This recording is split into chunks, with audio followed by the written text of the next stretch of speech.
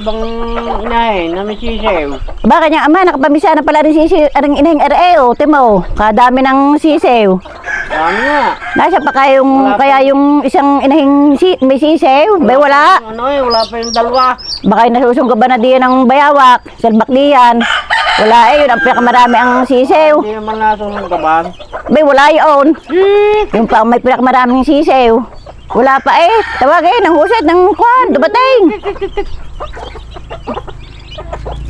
Oh, wala pa din yung ibang mga dumalagang kagaya na rin. Wala din, yung ibang garne. Wala.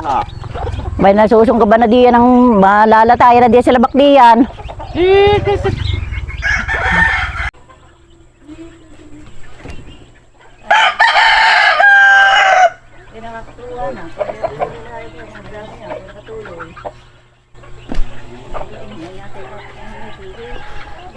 Tatay, meron na kayong manok na malaki-laki diyan?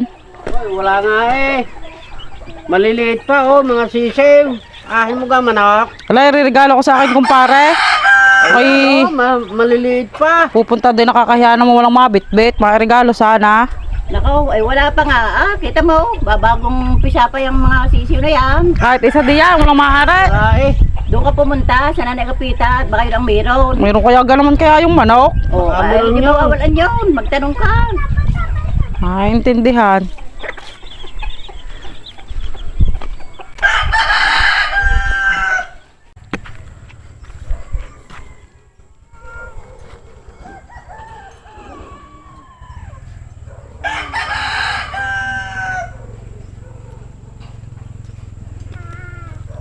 Kapita, baka kayo meron din yung manok na pagbibili. Akin lang ang iparirigalo. Sino ka regaluhan? Ala, di yung aking kumpare ay dumating galing abroad. Di ako pupunta daw ibibisita. Nakakahiya naman, walang kadala-dala. Ay may pagbibili akong manok. Ay kaya lang ba't ba ang presyo Ay, tignan ka ka na? Ay mayroong tig 35,000. Oo. Tapos may tig 3,000. Oo. Ay mayroong din tig 100 kung gusto. Ay, nasa yung tigil man, di ba? Ay di aray isang aray yan.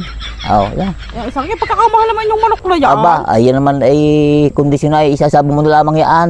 Naku. Ay magkasabong yata ngayon kumpare Uhaw. tamang taray Hindi ho kaya. ilalaban na lang yan. Mahal naman yung manok na yan. Hindi ho kaya sa 5,000. Ay, nasa nang tig 3,000. Ayaw na din aray. Nasaan? Ay ayaw mo na aray ilalaban na lang ayaw mo pa Yan. Yan, 3,000 yan.